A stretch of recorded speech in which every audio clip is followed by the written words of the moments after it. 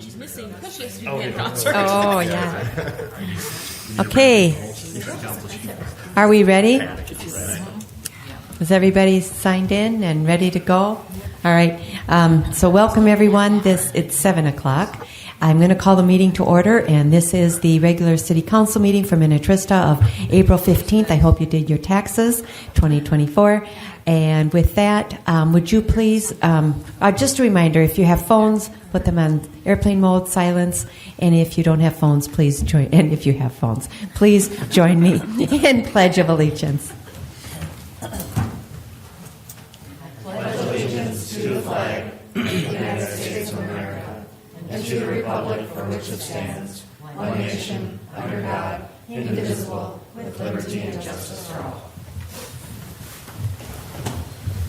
So again, welcome everyone that's here this evening, as well as watching on YouTube later on. I'm Lisa Whalen, and I'm the mayor, and to my left are council members Kathleen Refkin, Ann McGregor, and Claudia Lacey. Peter Vickery is absent this evening.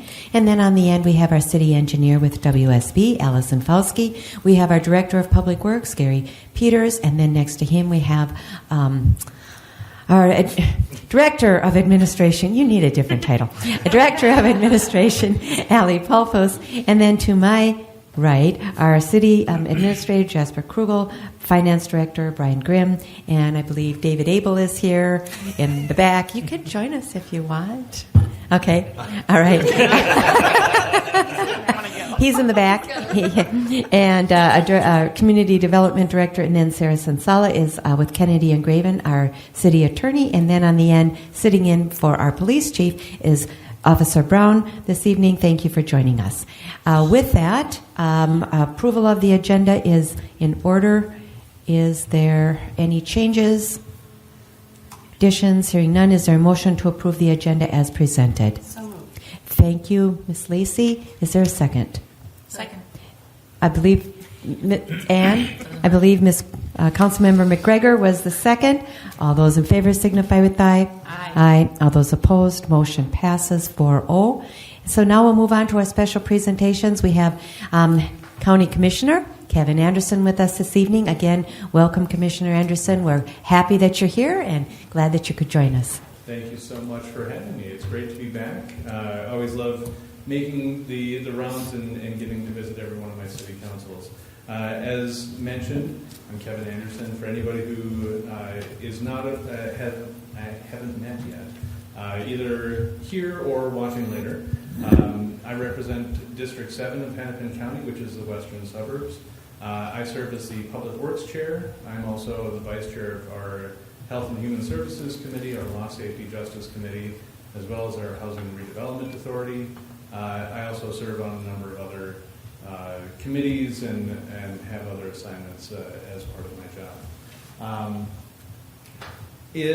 I wanted to, this year, part of my update, I wanted to give an overview of the county budget and kind of dial in as to where Minnetrista fits into the bigger picture.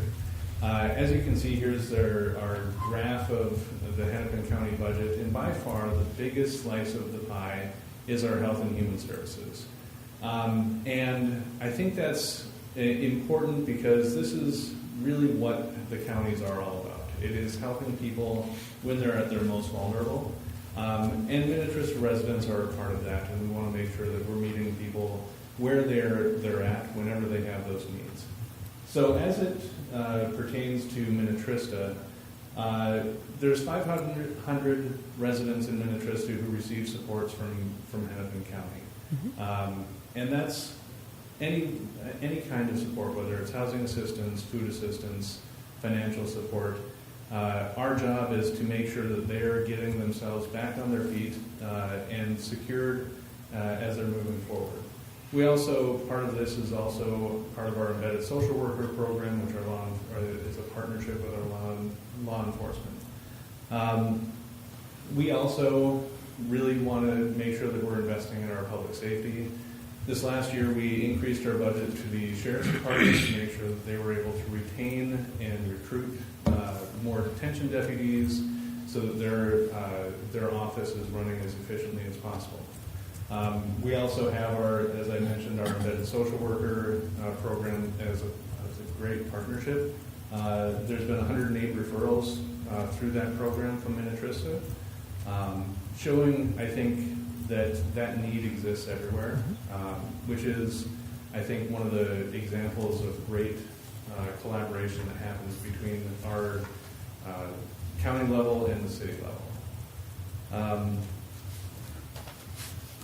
As Public Works Chair, it's been kind of a fun ride for me. We have been able to do a lot in the last few years, and specifically this last year, we had a lot of new funding coming through that is allowing us to do more projects across the district or across the county. But in Minnetrista specifically, we have a number of road projects coming through, maintenance projects. We also have a bridge project coming up here. I want to make sure that I get all of them. We have flood sealing on 44, County Road 15, we have chip sealing. We have on 110 another chip sealing. We have a cold in place recycling project on County Road 26. That's part of a rehabilitation project on 26 from West County Line Road to County Road 92, and from County Road 92 to Meadowview Lane.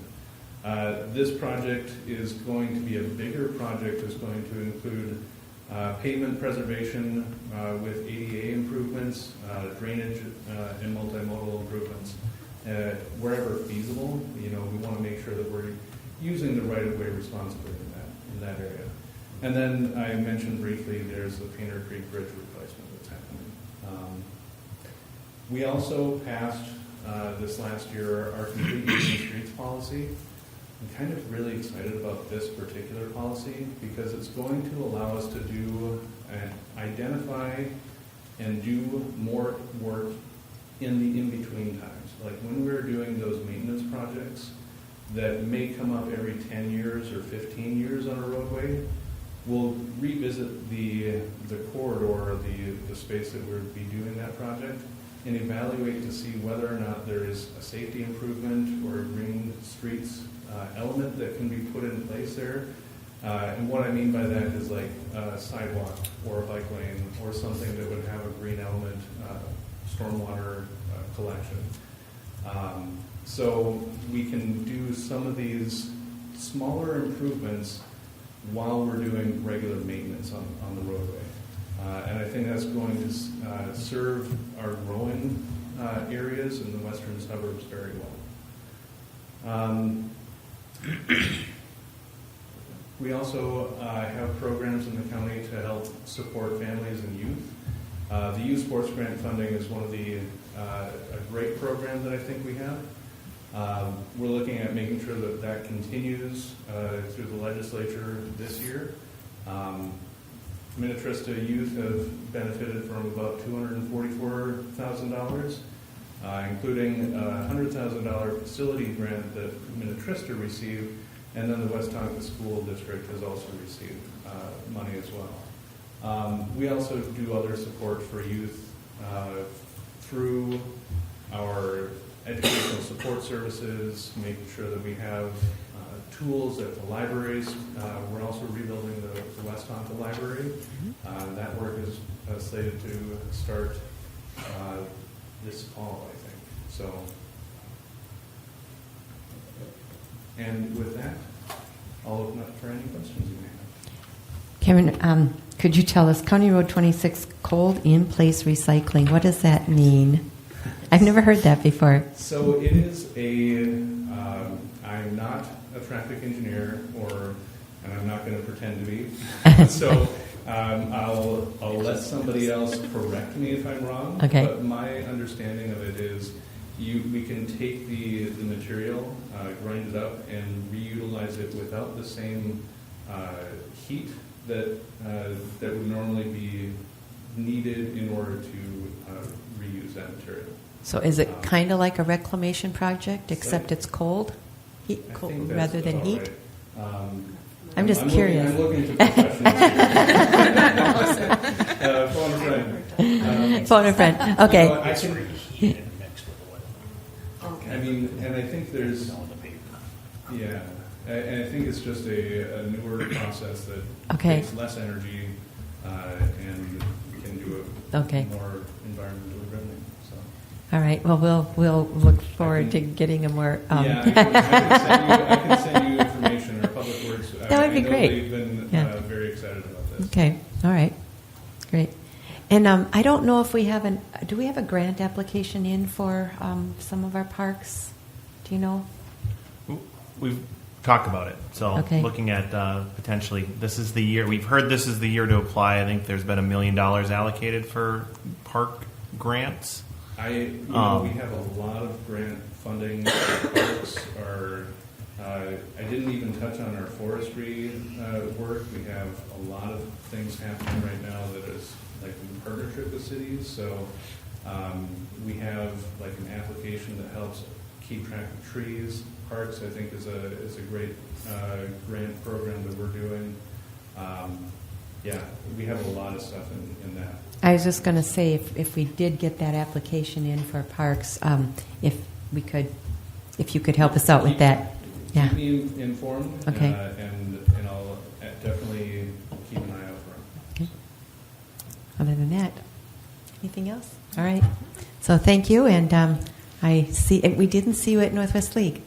I had to do my parent duty. My daughter had a dance competition. And Uh-huh. Can't miss that. Can't miss that. Absolutely. I totally understand. Yeah. Well, looking forward to seeing you again next month, I though. look So, forward to it as well. great. And I look forward to being at the State of the City address too. So. oh, that's great. Looking forward to. The only other thing I was going to mention, we've been kind of monitoring. I don't know if Hennepin County was involved or weighed in on it, but the middle missing housing bill.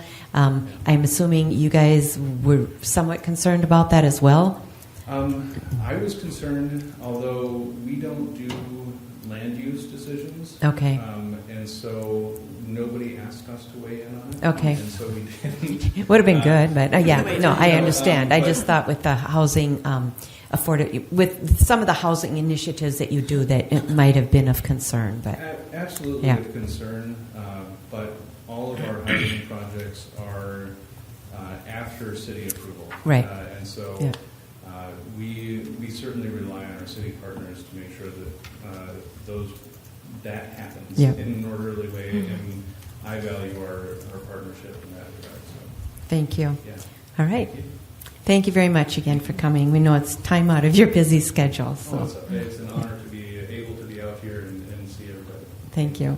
All right. So our next presentation is Brian Grimm. Yes, You're up. mine's quarterly versus annually, so you see this one a lot more, right? You're not. So yeah, this is just the first quarter 2024 update, and as I said, the memo discusses they're pretty much first quarter on the revenue side is usually a little slower. We don't get the taxes until June, July, but building permits seem to be tracking pretty well as far as where they are after the first 3 months of the year. That that activity will pick up usually in spring, summer. So as you can see in the notated there, we've collected about 6% of our budget, which is pretty consistent with previous years. On the expenditure side, we're about at 27%, and that's some of the things we've paid in full, like property insurance, workers' comp insurance, and quarterly fire contracts we paid through mid-year. So I think that's pretty well and tracking fine in comparison to this year as well as previous years. And then the only other probably notation to make is that you'll see the final 2023 audit presented at the May 20th council meeting. So that's on track to come then, and should be good information. And you'll get to see our auditors from Clifton Larson Allen again and do their succinct, or I'll tell them succinct audit presentation. Yeah, thank you. So I don't know. I know it's not the most exciting thing, Yeah, yeah. especially maybe for people that are accountants, but for us it's 15 not. slides or less. Yeah. Okay. So- Okay. Looking forward to that though. Yep. It's always Yeah. good. Otherwise, any other questions on the documents? No, I on had the- asked Jasper earlier about snow plowing, since we didn't have a lot this past, how do you say, fall or winter, but then of course we had more in the beginning of the year, so it probably balanced out quite a bit, or pretty much. So Yeah. Yeah. So 24 we're starting out on a good note there. But Right. yeah, 2023 still was pretty hard when Yeah. the first 3 months First of last 3 year months of compared to last the first year. 3 months of this year were Yeah. night and day, I guess, or All right. weather-wise. Okay. Any other questions? All right, thanks. Good job. All right, so next we'll move on to our consent agenda items. Are there any, it's kind of a long list, so are there any you wish to remove? All right, so it's consent agenda items. A, approve our work session meeting minutes from March 18th, 2024. Approve our city council regular meeting minutes from March 18th, 2024. C is a resolution to approve claims. D is a resolution providing for the prepayment and redemption of the city's general obligation refund bonds, Series 2014A. E is a resolution to approve our 2024 arbitrage service consulting agreement. And F is a resolution to approve the extension for the preliminary plat of Highlands at Whale Tail Lake. I would hope this would be the last time. And G is a resolution to approve the professional services agreement for pavement coring. H is a resolution for well number 6 rehab project. I is a resolution for public safety fund budget amendment. J is a resolution to approve the extension to the variance approval at 6705 Halstead Avenue. K is a resolution to approve a joint powers agreement with Hennepin County for embedded social worker services. I hope you all agree because I already signed the document. I'd have to go back. K, L is public works truck replacement. M is approved strategic planning session summary. N is approve a conditional offer of employment for Andrew Foshing for public works maintenance. And I believe there's one more. Hold on. Okay, I don't have the other one. Here it is. Sorry. Approve a revisions to the personnel policy, which we discussed at our work session. Anything else? I think that's it. Is there a motion to approve consent agenda items A through O?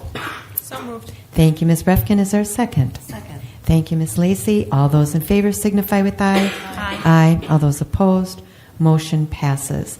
We don't have any public hearings this evening, so we'll move on to our business items. I believe Adam is here. Aaron is here for our water supply plan update. I'll give you the floor right away then. Welcome. Like I told you, we might be grilling you, so don't be surprised. All right. Mayor Whalen, members of council, I'm excited to be back and present an update to the water system planning effort and answer any questions you might have. So with that, just an update from previous times I've been here, current activities.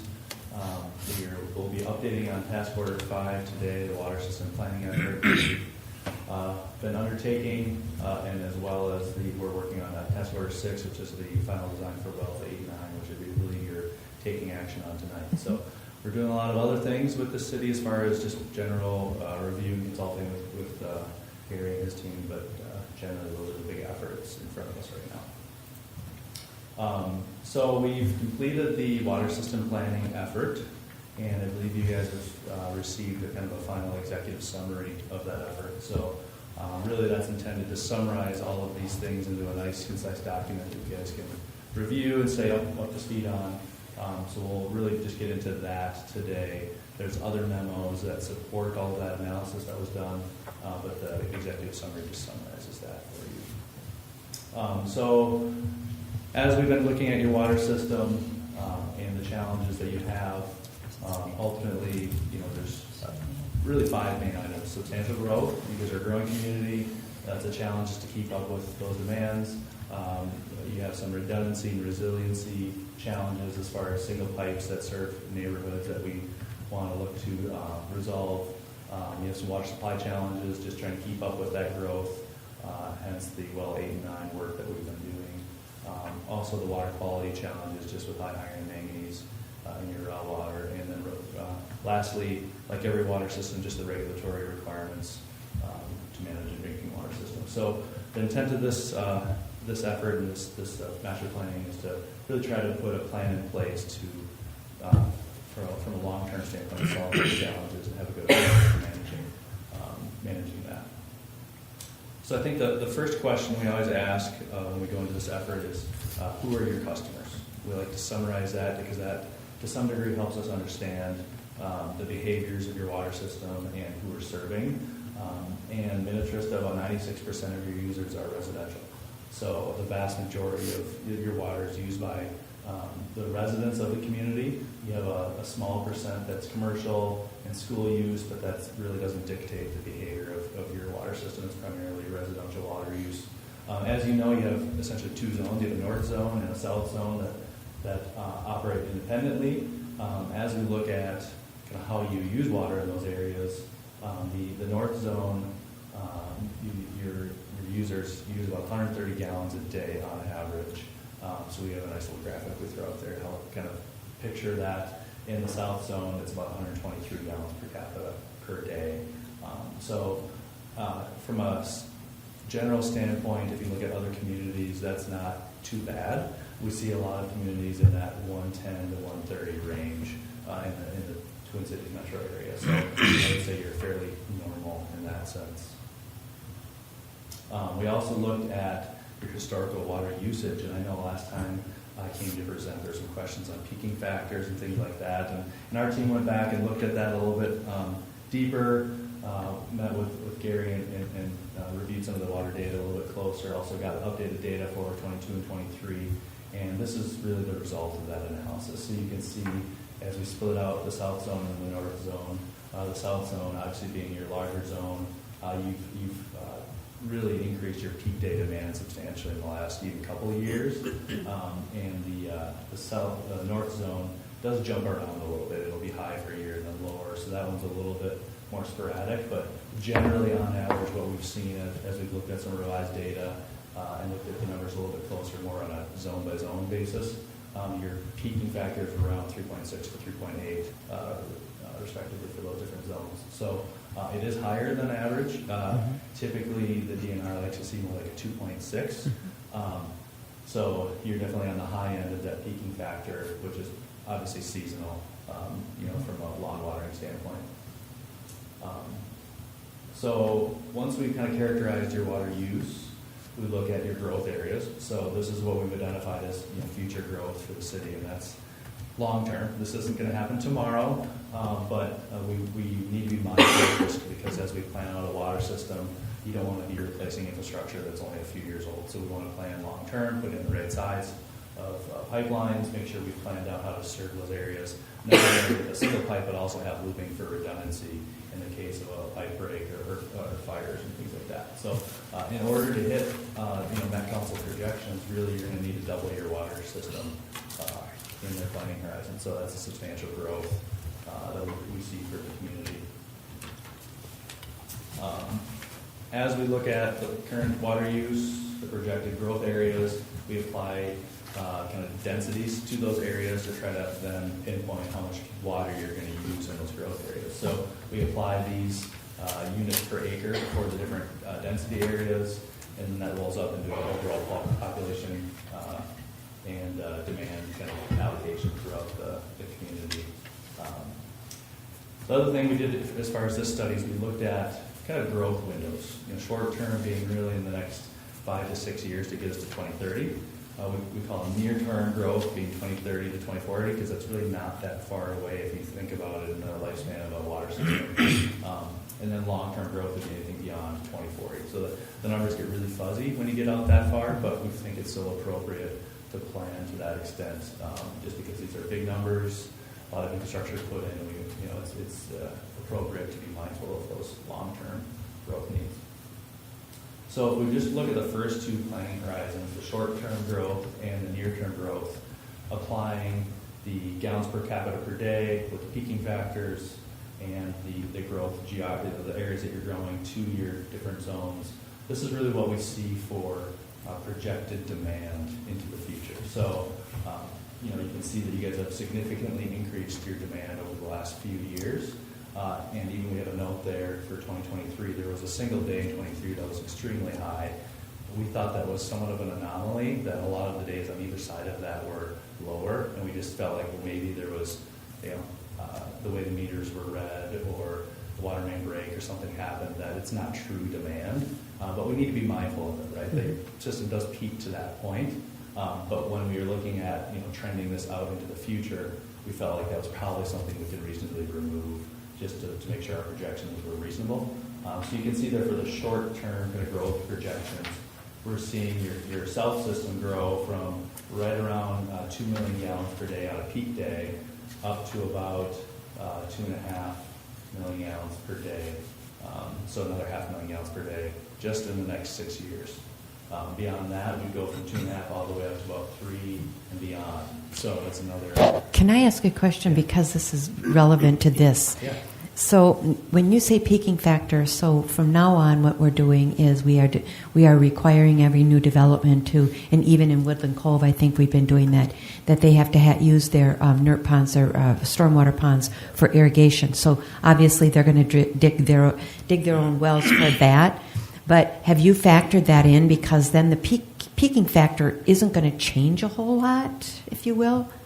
Yeah, so we're applying those peaking factors that I previously stated through this planning horizon.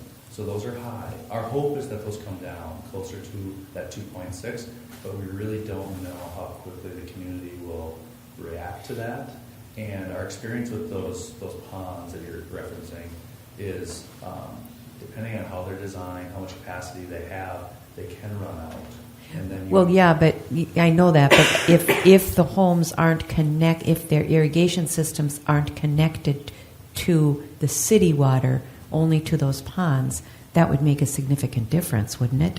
If they're not connected to your city water, yes. Right. Well, they That would. would be our hope. Yeah. I mean, so do we need to be conscientious of that then when we approve plans, or I mean? So other communities that we work with, when they approve large developments, they often go through a water review exercise to make sure that the developments that they're approving, we do have the latent capacity to serve them with kind of these peaking factors in mind.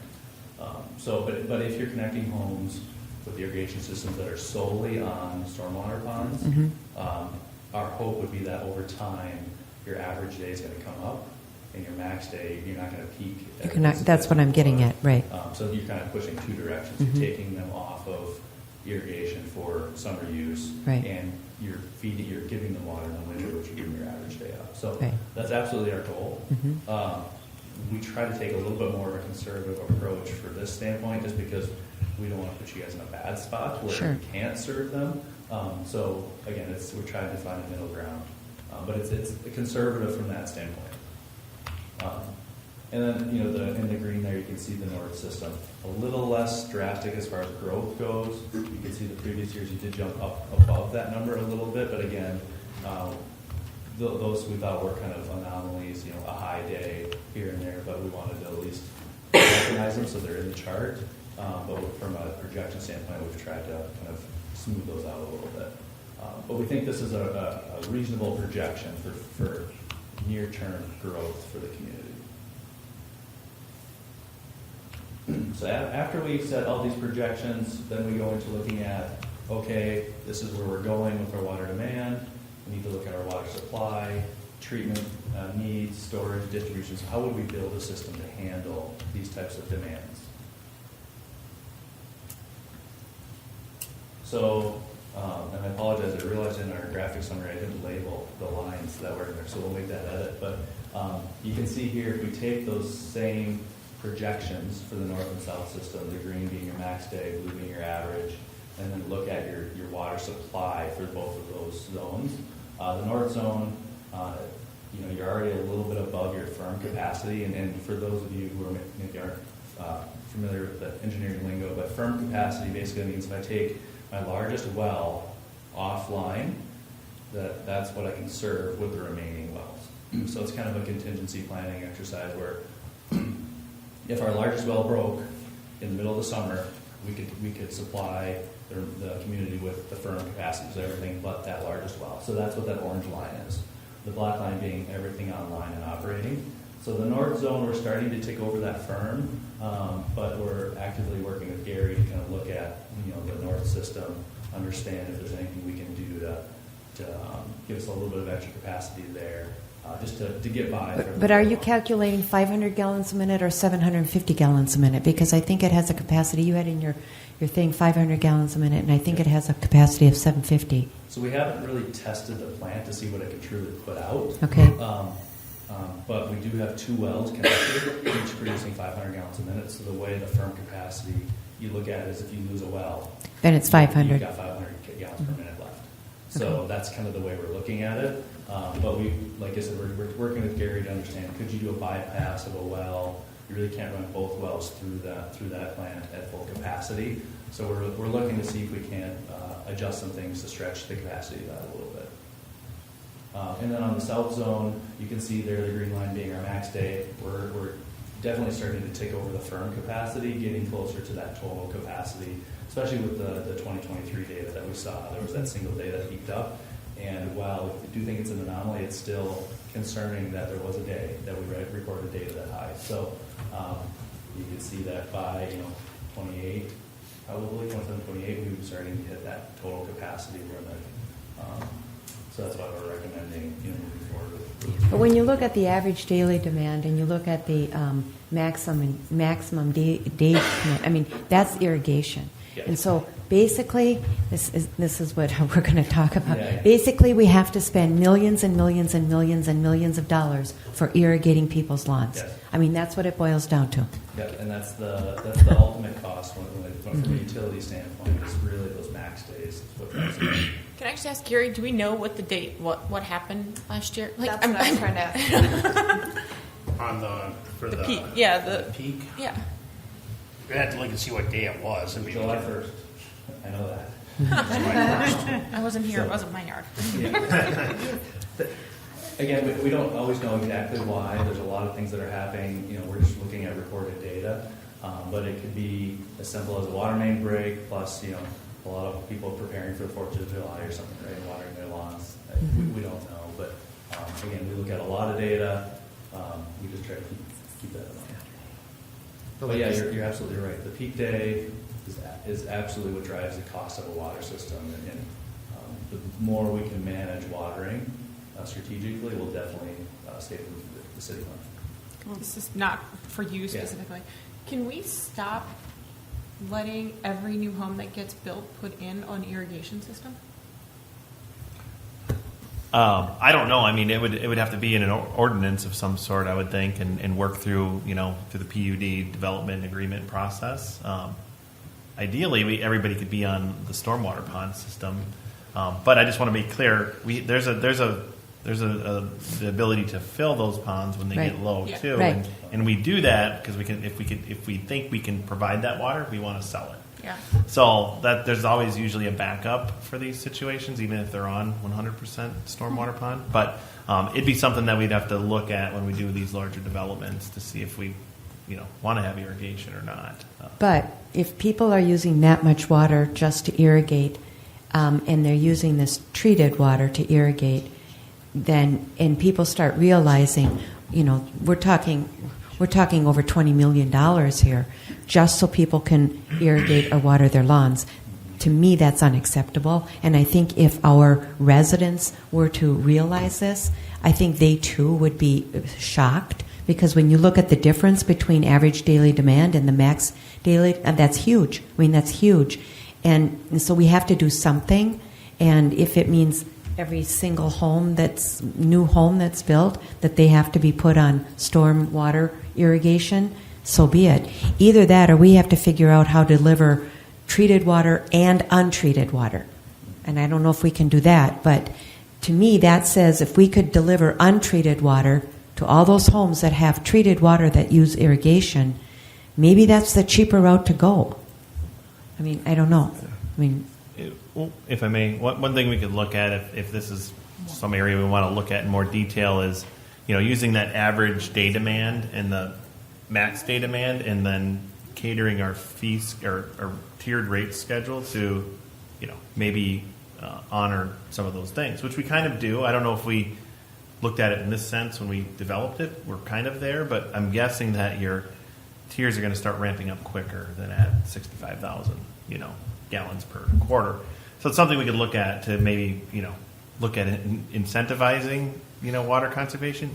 Fully aware that when we did this the last time, there was a lot of people that we received calls from when they got staff wants to do that when again. they got their bill. So I would push education before we do that, but Yeah. that's something that over time we could look at if that's a concern.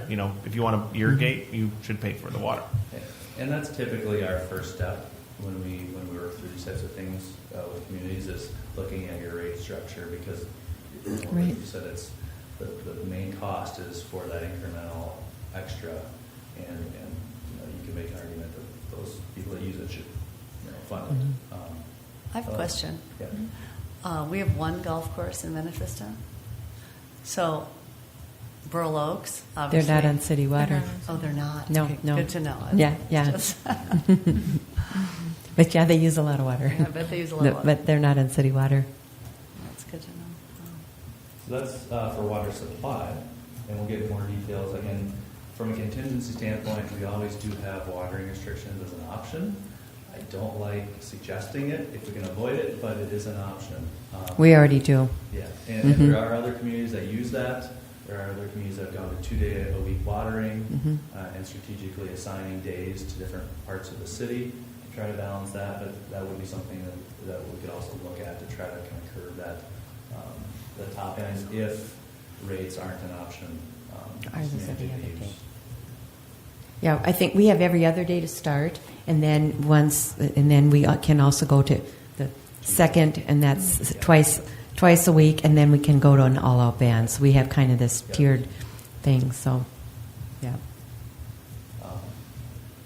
So I guess from supply into treatment, knowing that your water quality isn't great, the test wells from wells 8 and 9 came back with levels above the secondary limit, so we expect that you'll have iron and manganese in those wells.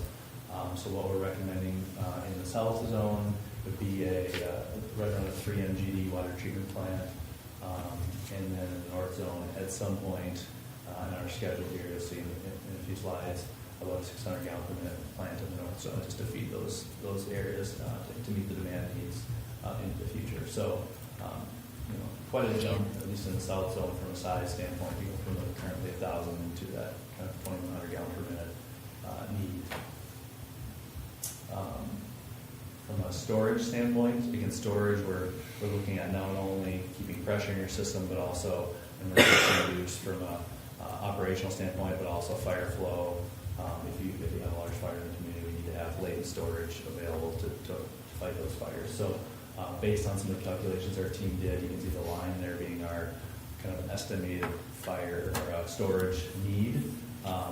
So for the south zone, with the water plant that we're proposing, we're recommending a 300,000 gallon clear well that would go with that water plant that would kind of get us by for a little while, and then eventually building a larger tower in the south zone. So here's my question. Yeah. Because we're trying to cut costs here. I'm sorry, but this is just getting outrageously expensive. And so here's the question. So let's say there's a fire. And so this is for fire protection. But if in the case of fire, couldn't you stop the water from going through the treatment plant and take it directly out of the well? In other words, you bypass the treatment plant so you can get more water quicker into the towers for the fire protection. Couldn't you do that on at least on an interim basis? Because this is also adding tens of thousands of dollars. I know that would ultimately hurt for a short while those other users on the water system, but if it's like tens of millions of dollars less in the interim, couldn't that be a interim solution? Well, 6 and 7 go right directly to the saltwater treatment plant. And the new They're wells not are in coming they're not too. linked into this. They're raw water coming out and going right to the plant. But So you can't get- just take No, raw you can't water and pump it. place it You right can't. into the water system. Okay. It has to be at least point source treated or go through the plant. But you cannot just take. Neither one of those are equipped to run right to the system. I mean, it is directly piped to the saltwater treatment plant. So then the question would be, what about the new ones, 8 and 9? Could you design those to go directly into the system in case of an emergency versus having to spend the money for this? I'm just asking questions.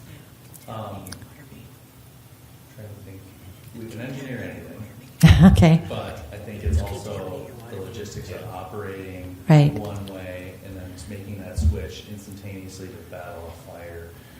Typically, if we depend on wells to manage fire risk, you're going to need quite a few extra wells to supply that additional demand.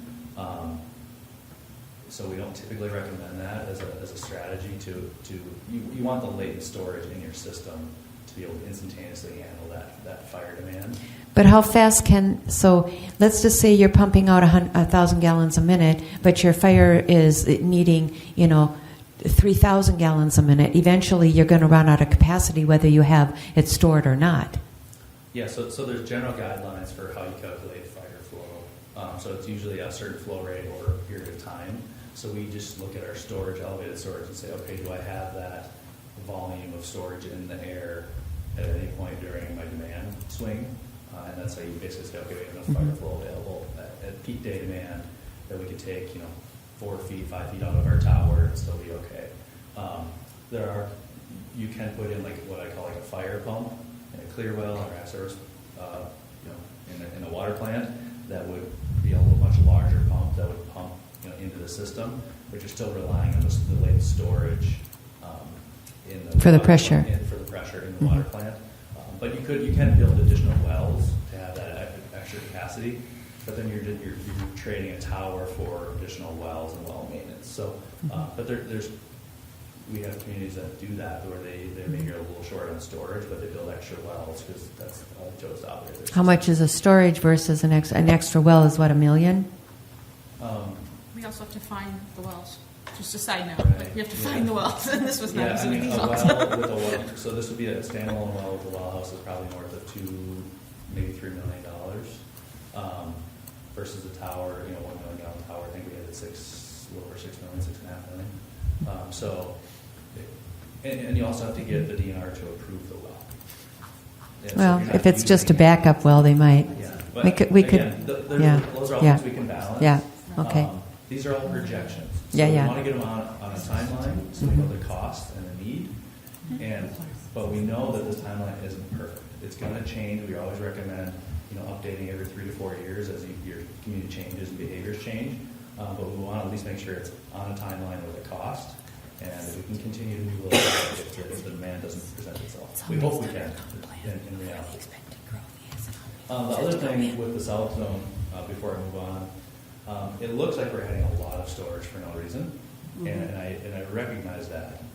But I think we also have to recognize that existing towers need to be maintained, which Kings Point needs to be recoded. A new tower will eventually need to be recoded at some point. You have to be able to take those towers offline and still have something Right. to replace it. So if I you did take- notice that your picture of the Kings Yeah, Point that's Water not our Tower fault. was That's not ours. an old picture. It didn't have any other restaurant. So that's why we recommended $1 million, because really the incremental cost to go from $500,000 to $1 million, while it's money, it wasn't that much more, and it gives you that flexibility to take towers offline and do a good job recoding them. So you're just maintaining your existing infrastructure much better. Right. So I realize that looks like a lot, but that was kind of our rationale there.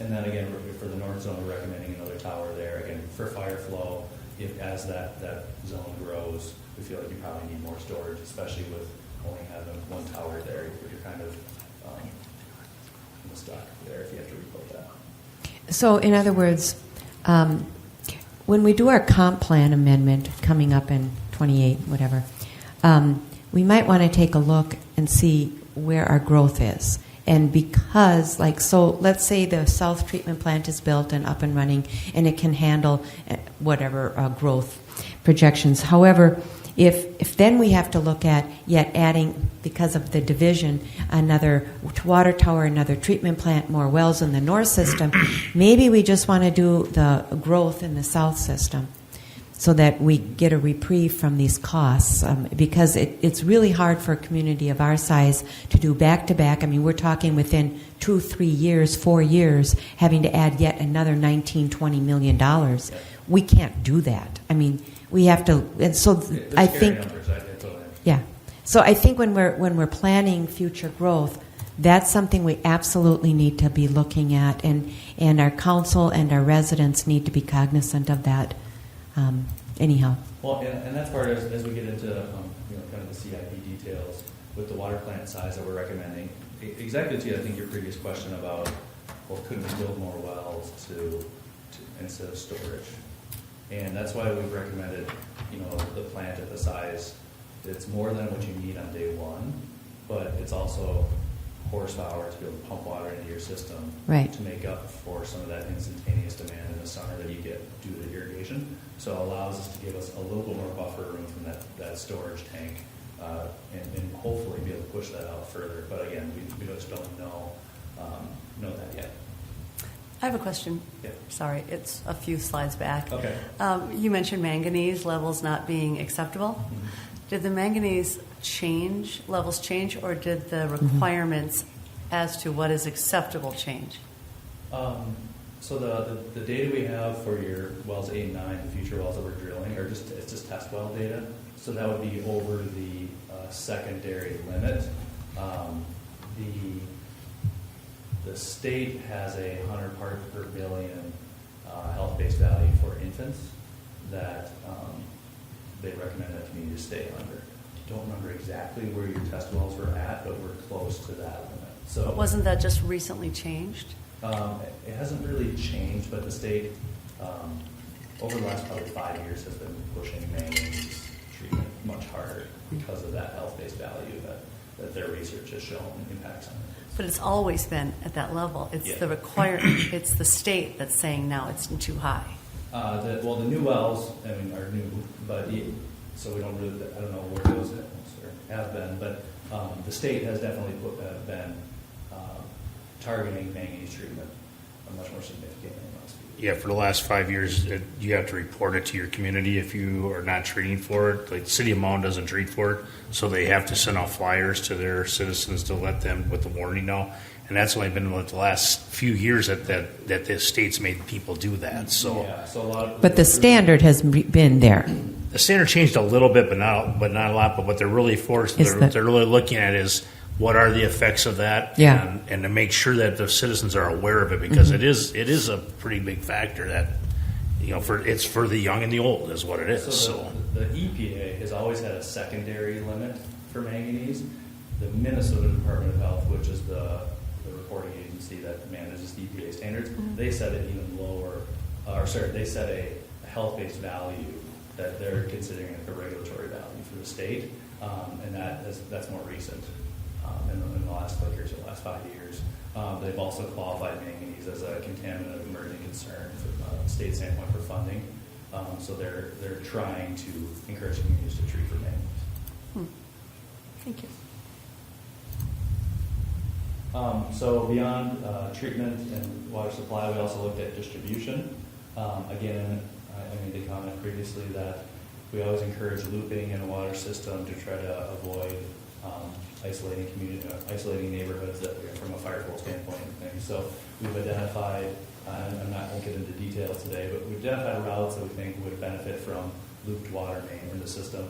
A lot of those costs, because they're more conceptual in nature, we didn't total in this document, but we want to make sure that as you guys are growing and looking at projects, that if you have an opportunity to put a pipeline in, we want to make sure those areas are noted so you can take advantage of that. So for the north system, you can see there we have an existing water plant storage tank. We propose another small water plant and storage tank kind of on the northern part in the north system with some looping included.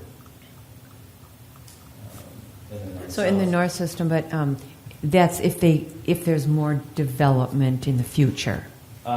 Yes, if your water main continues to increase, we would recommend that water plant and some of that looping.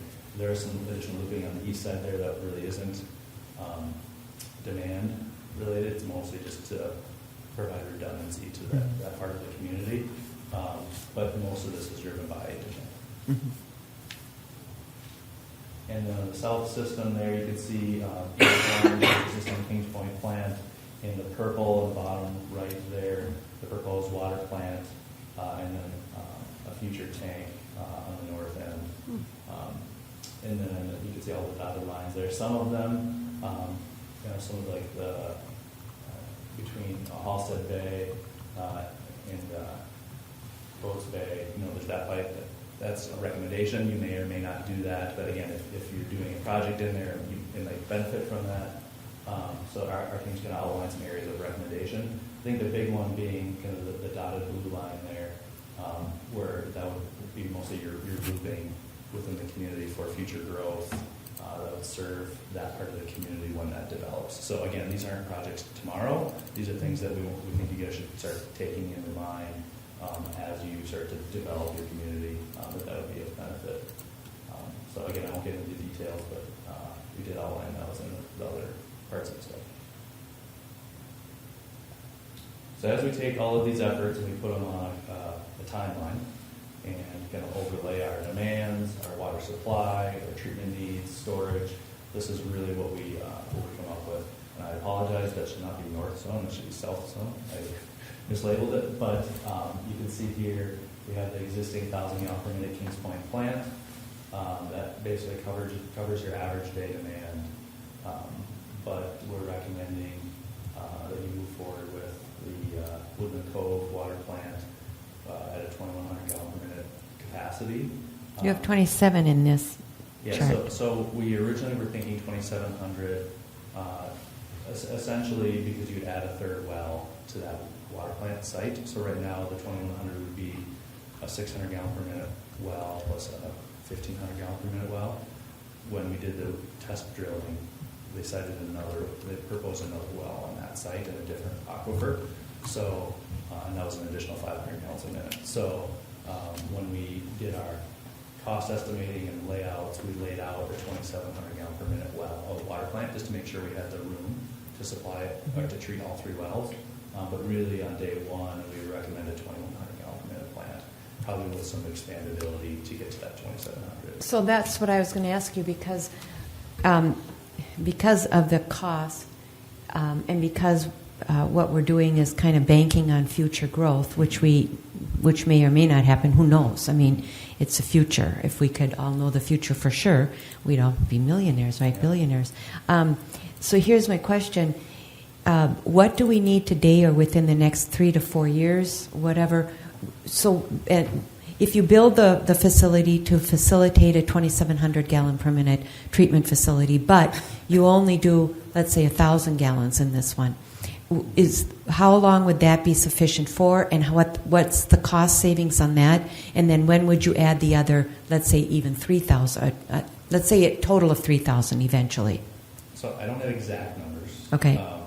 But we looked at, and I had the same questions for my team when we were looking at the layout of the facility of could we build half today and then add future pieces later. And the challenge was that you still need all of the processes to do treatment. But if I use like your high service pumps, for example, in a gravity plant to pump out into the distribution system, whether the high service pump is 1,000 gallons a minute or 2,000 gallons a minute, it's probably $100,000 to $150,000 pump regardless. Mm-hmm. So there's really not a lot of benefit to only putting in 1,000 now, when just then making that incremental upgrade gets you double the capacity. But it's not just the pump; it's also isn't it also the tanks and all of that? Right, but you still need the space for all those pumps. That doesn't really change regardless of the capacity. As far as like a pump room, right? You still need the room for those pumps regardless of the capacity. Same with a filter, for instance. When you have a general contractor on site, to build a 10 by 10 filter versus a 10 by 15 filter, there's more cost, but they're already on site building it. The incremental cost to go a little bit bigger really isn't substantial.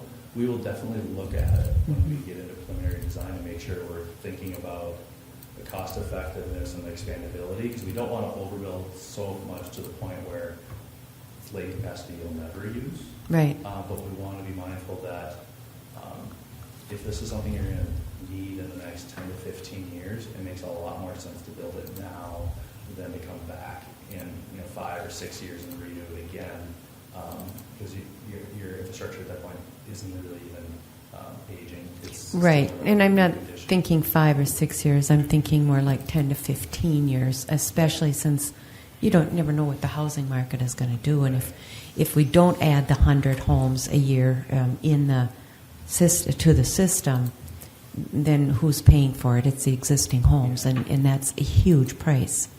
Yep. So, do they offer 40-year bond terms? Good example. I lived through in the city. It was 10 years before finally new residents came in, and Right. the existing residents paid for it for 10, 15 years. I and know. It's tough to see, It is. Yeah. Well, and I mean, I do this every day. I see the cost differences between what things cost even 5 years ago. Right, know. and there's also the cost of making it bigger after it's already there is obviously more expensive than doing it larger to begin with. I mean, Yeah, there's Usually the building is larger, and then you just add your tanks, or not. It depends. Depends Yeah. how we build the plant, what type of filters. But there's inflation every year, right? So every year we don't do a project, it gets more expensive the next year. So that's why I say I always recommend if you're going to need the capacity in the next 10 to 15 years, you should just build it now because it's going to be more cost effective than trying to bring someone back to start a project all over again. And the disruption to your system. I mean, having a water plant under construction is stressful for staff. But if it's beyond 15, into that 20, 30 years, I think you could probably consider a phased approach. But it's just, you got to look at the cost delta. So, but it's definitely something we'll look at as we get into that. That's a good segue. We were planning on having a work session discussion about wastewater or water treatment plant financing on the 20th. One of the things, there's a whole bunch of different metrics we're trying to pin down, and there's not a crystal ball, and nobody will give you a straight answer as far as what they think will happen. But really, if your bond rate or the rate that you get is less than the inflation rate, you should probably build it now versus later. And that's we're going to look at all these different things, and we're going to have to make the decision as far as timing and scale and all that. And if there's metrics that you think that we need to evaluate, let us know. It's going to be an open conversation to try to really dial this in because, spoiler alert, we can either build this plant in 2025 or 2026, and there's different financing mechanisms, and we'll just have to, do our best to make the best decision for the community. And I also, given where Woodland Cove is located, that plant, it's in a neighborhood essentially, or not adjacent to a neighborhood. Disturbance to the community is also something we want to consider, right? Disturbance. Have you been out there lately? Yeah, I don't think the plant will be the least of their. Yeah, being a good neighbor. least of the disturbances out there. So this is the south system. So that's treatment, and I know that gets a lot of focus. But we're also looking at wells 8 and 9. That's kind of your first jump up.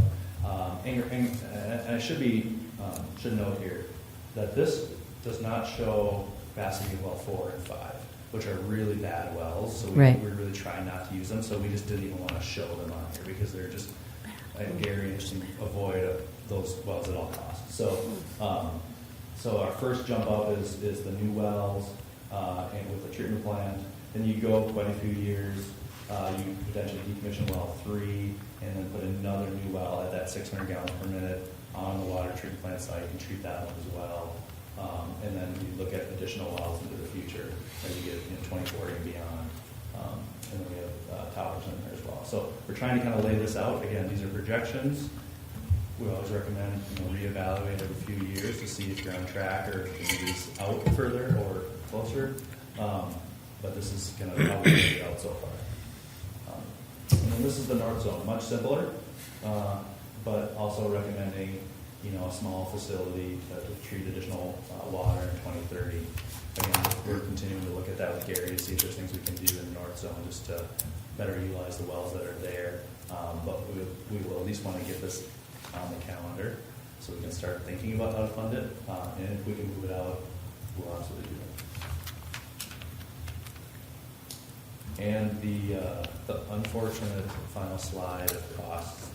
These things are very expensive. Mm-hmm. This is the worst part of my job, is telling people what this infrastructure costs, and it's gotten worse in the last 5 years. So we have contingencies built into these numbers. So my approach and what I told Gary and Jasper is we try to put the big numbers on the planning document and hope that we come in under that from a bid day. I hate bid openings to be the surprise big number, so I'd rather we have the conversation now and But, work to mill. so, question. Yeah. When you put these numbers out there, don't you think the bidders are going to see this and know this and then bid this? I mean, you know what I'm saying? I've I mean, been said about roads for 3 years. Yeah, I mean, because obviously this has to be public and whatever, but do they look at this and say, oh, they're thinking it's going to be 19.6, so that's what we're I going like to think they're too busy to I've scroll worked through. with all the Oh, no. water plant and water contractors in the region, and they do an honest estimate when they bid a project. They know that the vast majority of their projects are low bid, so in order for them to win, they have to be the cheapest contractor on bid day. This far out, they don't look at these numbers. They do ask us what our engineer's estimate is when we advertise a project, but that's just for the bond. That has really no impact on what they put on a bid form on bid day. So I'm not concerned about that. It's more important that we give you guys good budgetary numbers that we can reasonably plan on.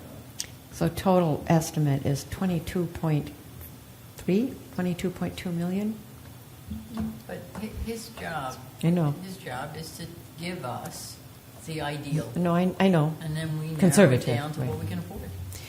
But that's the question. So we'll have that discussion, Yeah. you know. Is there anything that can be done to reduce these costs? I mean, obviously, we have to ask the question. Yeah. And I'll, before I answer that, so like our water plant number,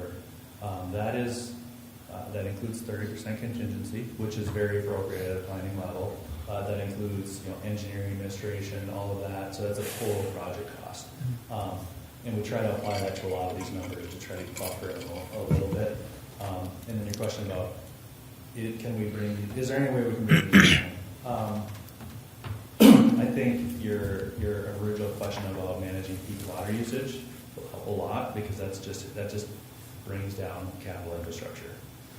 But there's limits to how much we can do, right? Right. In a reasonable amount of time. I think looking at and when I talked to the team about looking at contracting methods isn't a bad strategy. The state recently legalized construction manager at risk, and I know that's new. What but, does that mean? It's a different. It's not a low bid type of contracting mechanism, but it does offer some transparency to the costs. So we don't need to get into it today. but I Okay, think that's fine. There's Yeah. strategy there. I would recommend more. Just to me, I think it's. I mean, maybe it's industry standard, but I think there's, to the mayor's point, there's 19.6, whether telling the public or 30% contingency seems too crazy. I mean, it's like, is the range of the plant going to be between 12 and 16 million? I think that's more acceptable to tell the public than. I mean, there's being conservative and then there's being over conservative, and I don't think there's any benefit in us putting out a $20 million plant. Or when would that be more reasonable? I guess once we get plans and specs, or there's no way we can do $50 million worth of stuff in between now and 2028. No. In the North system, I didn't even know we really had it any. That's a surprise to me that we really even had anything within the next 5 to 10, 15 years. So there's just going to have to be further discussion because that's more than triple our annual budget or whatever. I know, and I think he's just laying it out, but that's why my comment earlier about growth, when we do our comp plan, we need to be very, very tuned into this because maybe we just say in the north area we just can't expand at this time, rather it's going to be in the south. Yeah, right, assuming we have control. I'm just saying it's good information. Sticker shock, absolutely. And I'm not shooting the messenger, so don't worry. Don't worry. I said, it's the worst part of my job. I know. But I do agree with Brian. Let's dial this in closer. Let's get a better, because right now I'm thinking $22.2 million is just way out of our. I don't know how we would pay for that. I just don't know. So. And then when do we, I guess the other question to staff, and we'll have that discussion, like you said, on May 20th is, okay, now are we looking at borrowing $22.2 million? When do we know how much we're going to have to borrow? I think that's the big question. So, all right. Things to talk about. I know. And I guess that's next steps. Yeah. Move forward as well as 8 and 9. I think Yeah. we know we need the capacity. Yeah. Right. Our recommendation is to start considering, design of the south water plant and then Right. evaluating a funding strategy. Yeah. How long does that take, the design process? 6 to 8 months. It depends on what you're designing. Water treatment plant for the So system. that's the as we look at these different sizes and things, the answers going to depend on how much we're designing. I like to think that we can have a reasonable water plant design done in probably 6 to 9 months. Mm-hmm. That's what I would think. The big item that I want to start on right away is just understanding the site a little bit more. Doing a site survey, getting geotechnical done. That's part of the reason we had a number of contingencies is I know very little about how that site is even going to accommodate a water plant from a structural standpoint, geotechnical standpoint. The more information I can learn and the more we get into the details, that number gets more realistic. So I guess that's, as far as how much time we need, 6 to 9 months would be. I would think so, yeah. If I may jump in on that, he brings up a great point. If you remember, I don't know if you guys are ever out there, that was a hole. Mm-hmm. They filled it with junk, Right. just scrap. So, I mean, that's the first thing I brought up to these guys. They need some samples out there, do some cores to find out what's out there because, unfortunately, there's going to be some soil corrections out there because, quite frankly, no one was going to put a water plant there. It was going to go by the new tower. That was the whole thing, and so I mean that's going to be a big factor. That's what's going to happen there. So I'm just warning you right now. The fill they put in there is probably not the best. Can they just remove it? That's what they'll have to find out. Yeah. I mean, that's going to be a big first step in how they design this thing. So, And that's what like you said, we want to look at, get some geotechnical. Is it more cost effective to remove it? Are there other options from soil stabilization? Right. Piling, that type of thing. Those all Pilings. cost Oh, that points. sounds like expensive. Removing dirt and cheap ether. So. Yeah. Can't we just move it somewhere else and fill? Yeah, really. Really create a little sliding hill. Sliding hill. All right. Kids would love that. All right. Well, I don't have any other news, but I'm happy to answer any other questions. Thank you. Okay. Anne. Okay, so you gave us the ideal. And in your experience with other cities, what did they chop a third out of it? The cost? Yeah? It's hard to say. It's, Oh, you've got a range. I You try definitely not have to a get range. so inflated that the numbers are substantially less on bid day because I've also had experiences where the numbers are so big, or not so big, but bigger, and they would have done more had they known it would have come in that much less than what my estimate was. Okay. So I don't think my number, that 19.6, I don't think it's that far off. If Okay, I'm that's what I wanna know. totally honest, That's what I wanna know. I think you're probably 15 to 19 million is probably where you're at. 15, okay. And I don't. That's to me. That's not far off. Right? So then That's- in that case, we have to come down to the time frame and how we're going to get that money. Okay, all right, fine. Thank you. Other questions? I know we've kind of stepped in occasionally here. I did. I'm sorry, but rather than waiting to the end. But thank you very much. Good job, but sorry, we don't like the message. The messenger we like, and the message we don't. Okay, thank you very much. All right, so let's see. On our business items, we want to approve plans and specifications and authorize the advertisement for bid for wells 8 and 9. And we have to move forward with this. I mean, there's no discussion there. So, and just a real quick question to Brian. When we talk about this, so we go out for bids and everything. Before we award the bid, we're going to have that conversation about money and how we're going to pay for it and all that. Yeah. Okay. All right. Yeah, it'll probably be the same night. Yeah. So we'll Okay. probably do the work session on the plant on the 20th, and then the awarding of this will This likely one? be on the 20th as well. Of May. Of May, yeah. Is that enough time to go out for bids? Bid opening is on the 8th Of May? of May. Okay. Okay. Does that give you enough time to go out for bids? Give them enough time to respond? Yeah, I don't kind of do math on that. 'Cause That should be the state mandate, or state minimum for bidding. I think it's 30 days, isn't it? Must be 2 weeks. 3 weeks? 21 days? Okay. But does that, okay, so another question, Erin. Does that give us enough leeway in order to get the best possible bids?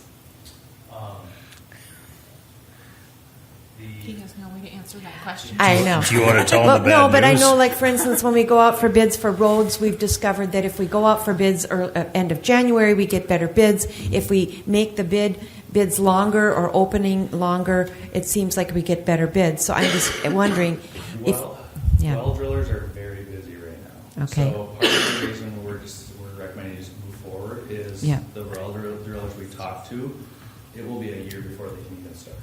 Right. So I don't think us bidding today or a month or 2 months or 3 months from now is going to change it's better we get it in their hand and get them under contract. That's what I'm, So no, it's not no, no, gonna change that's, their fee. that's not what I'm getting at. I'm wondering if having the bid, the time frame to have the bids out there is longer, if that makes a difference. No, they Okay. do this stuff every day. It's a Okay. pretty quick estimate. All right. The ones All who right. will bid the contract will bid it. We'll bid it, okay. All right, so is there a motion then to approve the plans and Can I just ask one specifications? question? Sure, go ahead. So the issue on the staff report in the council packet, it says plan specs for municipal production of wells number 8 and 9, and then the bottom, it says staff recommends a motion for municipal production wells 6 and 7. Oh. Is the bottom just a That's my typo? typo. I'm That's a sorry. typo. I just want to make sure I Yeah, wasn't missing yeah, something. yeah. Yeah, it's my typo. I apologize. You were supposed to catch that. Thank you. I just want to make sure everybody's clear. We're due to some of the financing stuff that we're trying to pursue. There's a couple ad alternates. I don't know if you saw those on there, but we're going to try to get them to bid it so they complete it in September of this year. Long shot. I think it's May of 25. Medium shot, and then the actual completion date is in September of 25. So we'll see. It's an optional bid item. They don't have to bid on it. If they want to try to say, well, we can get this done in September, but it's going to cost $250,000, then we can at least Look weigh at that it. option Yeah. to see once. Right. If we want to expedite it, that's a whole funding conversation. Highly unlikely we'll get them to do that, just because I think we're talking about probably 3 well drillers that we know their schedules already. Right, But just want to make sure everybody's aware of the alternates. thank you. Yeah, so if we have these alternates, and so are there any differences these days with supply of anything? Or, I mean, does it somehow get less expensive in any way if it's longer? I don't know that. Aaron might know. I You don't ought to be able to typically. guess something. Yeah. What's your question? Okay. Come up here. See, you should just sit down. Along the way, we've debated various things that we wanted to do that had to do with, interest rates or supplies that were missing, after COVID and that kind of thing. Are any of those factors playing into this to kind of, as far as these alternatives and alternative dates, as to what might help us cut the cost at all? So the base bid is the furthest out, and then our bid alternates are, Right. What would they charge us extra to expedite it? I don't think moving the date up would decrease. So the interest cost. rates have nothing to do with anything, and supplies are supplies now, and there aren't any supply issues at all. When they are awarded the project, they'll Okay. purchase their equipment, All right, so that's in it. Okay. advance All right. I at just the wanted to same ask. schedule. Okay, thanks. Yeah. I mean, Yep. I think you're asking, like, maybe is steel going to go down? Yeah, I'm asking all kinds of questions. we don't know. That's up to them. That they'll try to figure that out, and that'll be reflected in the bid. In the bid. Okay. All right. Okay. And they don't usually delay when they're on ordering equipment because they know the prices don't go down. So usually they'll order So, it. so even if they're doing a project in May of 25, they'll still order it pretty Yeah. soon? Unless they really get into commodity prices and try Yeah. to play that game, but it's unusual. Yeah. It's just like any contractor, anything that we do it, that, as soon as they get it, they'll order because they know that it could fluctuate. Yeah, it could go down, but most times it's going to go up. It's So a gonna lot go of them up. will. Well, most Yeah. of their quotes from their suppliers are only good for 30 days. Yeah. So they don't want to risk losing that price. Okay. So they'll regardless, they'll just finalize it. Okay. Okay. Good questions. Any other questions, concerns? All right. Then, do I have a motion to So moved. approve? Thank you. Is there a second? Second. Thank you. Ann made that second. And then, any further questions or discussion? Hearing none, all those in favor signify with aye. Aye. Aye. All those opposed? Motion passes 4-0. And then the next one is a resolution to approve the plans and specifications and authorize distribution of quotes for the West Branch culvert replacement project. And I believe that would be Gary or Allison? me. Allison. Okay, Allison. Thank you. I've met the four slide minimum maximum for the night. Mayor and Council, before you this evening is a quick request for West Branch culvert replacement. On the next slide, I show the location. It's kind of in the north central part of the city on West Branch Road, just east of Sunnyfield. Typically, a culvert replacement is something that the Public Works crew will take care of.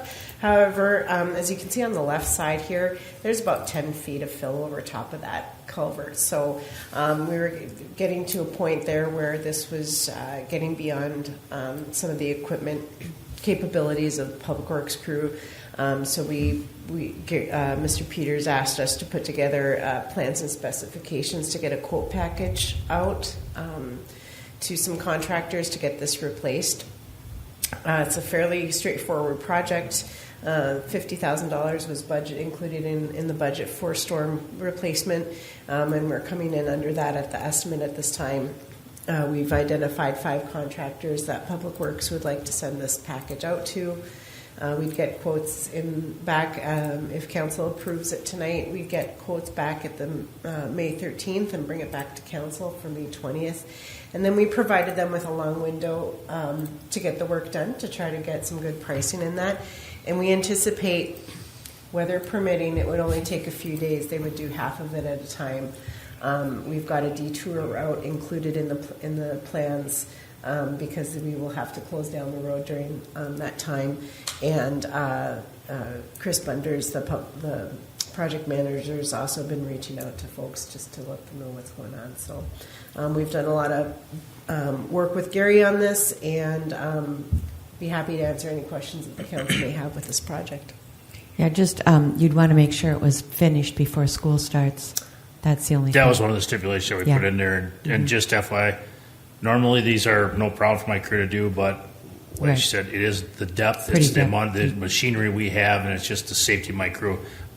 I talked to the guys, they don't feel comfortable doing this without, we'd have to bring in different equipment, different trench box and stuff. Right. And it's just for us, they just don't feel comfortable. Otherwise, we would have no problem doing culverts, but Yeah. it's just a very Yeah, dangerous understandable. situation Yeah. here that they're not used to and comfortable Well, doing. good so. thing we have a healthy stormwater fund balance. Very healthy. So there you go. Wish we had the water fund balance. Okay. It's growing. It's growing. It's getting bigger. All right. Any other questions? Okay. Hearing none, is there a motion to approve the plans and specifications and authorize the distribution of quotes for the West Branch Culvert Replacement Project? So moved. Thank you, Ms. Refkin. Is there a second? Second. Thank you, Ms. Lacey. Any other questions? Comments? Hearing none. All those in favor signify with aye. Aye. All those opposed? Motion passes 4-0. So, thank you. Next, we have staff reports. Yeah? Oh, well, I can. No, just- we're going to do staff reports first. Oh, sorry. Okay. Yeah. Is that okay? Yes. We'll do staff reports, and then you can be first, okay? Thank you. All right. Staff? Yeah, thank you, Madam Mayor. I'll be as quick as I can here. We have a bunch of city events coming up. Trista Day, State of the City. Okay, so what are the dates? Yep, Trista Day. Recycle Day, Clean May Day. 4th. I'm not prepared for this. I I know. have my notes in my office. Just but, today is Date May of the city address is May 7th. May 7th. Yep. Today is May 18th. City bus tours June 7th. Okay. yeah, so Thank you. follow the website for all of that. Sally. No, I did take notes and then I left them in my office. That's okay. So, but just wanted to give an update, quick legislative update that missing middle housing bill is effectively dead right now for this year. But there are a couple other bills floating around regarding Rentals. yeah, there's some rental stuff. There's multifamily housing and commercial zoning. Those things are kind of out there yet, but it appears that there has been some movement as far as the legislators go with listening to the city. So they're not as bad as they were in their initial form, but they're still out there. They will be. I mean, I'm guessing we'll still see this next year, and with hopes that there will be some sort of contingency of local government that gets to give input to the legislators before they actually try to get something passed. So it's good and bad. I think we'll fight another day about this. We will. I'm guessing. Absolutely, we will. A little bonding update. I mean, I think it's kind of the local government bonding allocation. I think might be up to around 90 million now, up from 40, just because of the surplus. There's a lot of requests. We're trying to get in front of the capital investment committees, but because we were on the bonding tour, they're not going to let us testify or talk about our project. So we're kind of strategizing. Governor Walz gives out his list of preferred projects here in the next week, 2 weeks, something like that, 3 weeks maybe. That's one avenue. I'm not sure. It's we're going to keep trying, and we're going to go after some congressionally directed funding through Dean Phillips, and this is his last year likely, but that's a good opportunity too. We're going to try to exhaust all of our efforts to get outside funding brought into Minnetrista for these water projects, because as you saw tonight, a lot of money. Anything will help. So we're going to continue that effort. But I wish I had better news on that front. It's just a tough year for that. That's all I have. Okay. And I know David said there's planning commission meeting, and I will be attending as the liaison, so I'll do that. Any other staff reports? Otherwise, I'll move to Councilmember Lacey. Oh, it's not that exciting. So the Gillespie Center had a roundtable, 4-hour-long kind of brainstorming meeting where they wanted to kind of rebuild their mission statement and what they're all about. And so it went very well. They got a lot of input. It's a very large board, so there was a lot of input. But that will be coming too. They plan to come and give you a presentation as to what they're doing. And so I went to that meeting. And then also the Westonka Community and Commerce is looking for a new president and kind of a new event coordinator. And we found someone, I think, that's very interested in doing that, very active community member. So that's really all I have. Okay, great. Thank you. Anything? Nothing. Okay. I attended the Public Works gym opening. Oh, Very nice yes. to see. Public safety. That was Safety. wonderful. Yeah, Not public, yeah, I can't. yeah.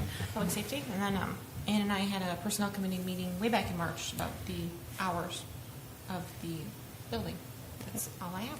And we approved a new public works maintenance worker. So, yay! Okay, and we're still looking for another officer, with hopes that maybe you'll find somebody when you go to. Yeah. Where are you going? Hopefully tomorrow when we go to Alex Tech, we're Okay. going to be recruiting the second-year students who are coming close to graduation. So Okay. we're going to be talking to them, saying contingent upon them passing school and the Yeah. licensing exam. Hopefully we can get somebody to come on board and be fully staffed. That would be great. Show them the new facility. Yeah. We yeah. have a nice slide that Sergeant Cummings and I put together that highlights a lot of the stuff, like including the new workshop facility, our new contract, and everything. So. Good. All right. Well, good luck. All right. luck.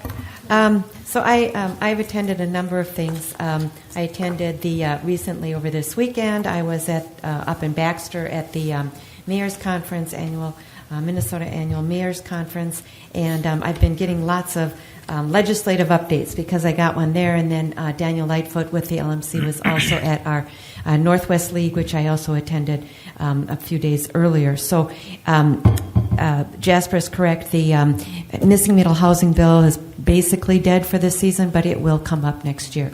One of the interesting things on that is that the Builders Association, or now called First Housing First, they have been able to amass, if you will, a whole bunch of different organizations to stand with them on this. So we are up against a lot. But here's the thing. What we were told is that it made a huge difference to hear from their cities. And I'm not talking just mayors. I'm talking city council members and also residents. But the mayors and the council members, when they notified or talked to their representatives, it made a big difference. So next year when this happens, again, we're just going to have to keep calling, but I would also recommend, they said it was also a good idea that we put it on our Facebook page and at our website and let our constituents know what's going on at the Capitol, because many people had no idea about this.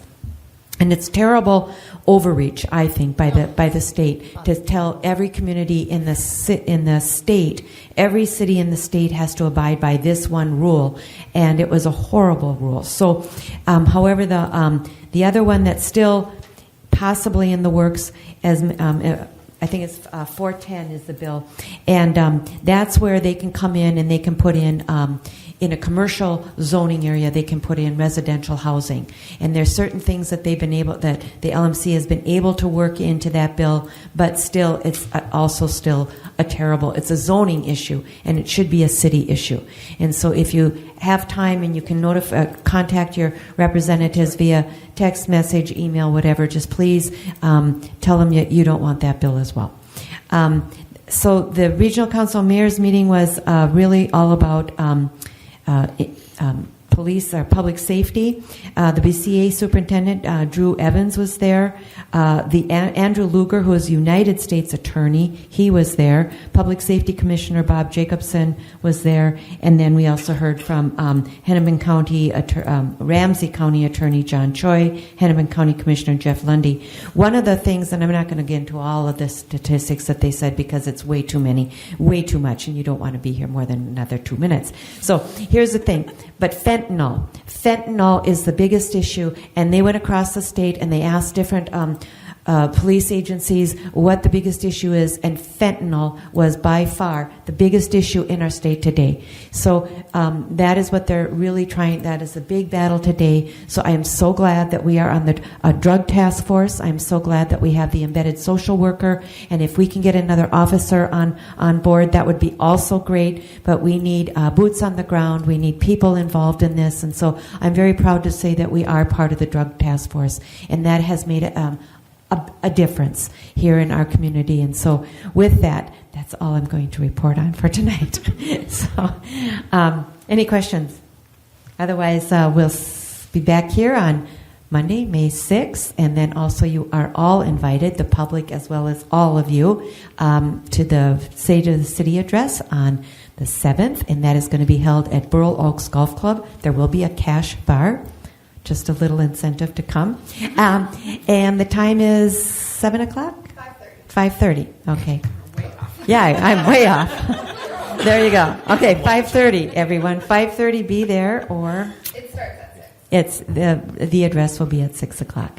A great opportunity to chat with your elected officials. I understand there'll be Commissioner Anderson will be there, as well as hopefully some of you. So, and I will be there too. So, with that, is there a motion to adjourn? So moved. Thank you, Ms. McGregor. Is there a second? Second. Ms. Lacey seconded that. Oh, Ms. Lacey made the motion. I didn't hear you. I'm so sorry. All right. We got that straightened out. All those in favor signify with aye. Aye. Aye. All those opposed, motion passes. Thank you very much. Good job. Hey, Aaron.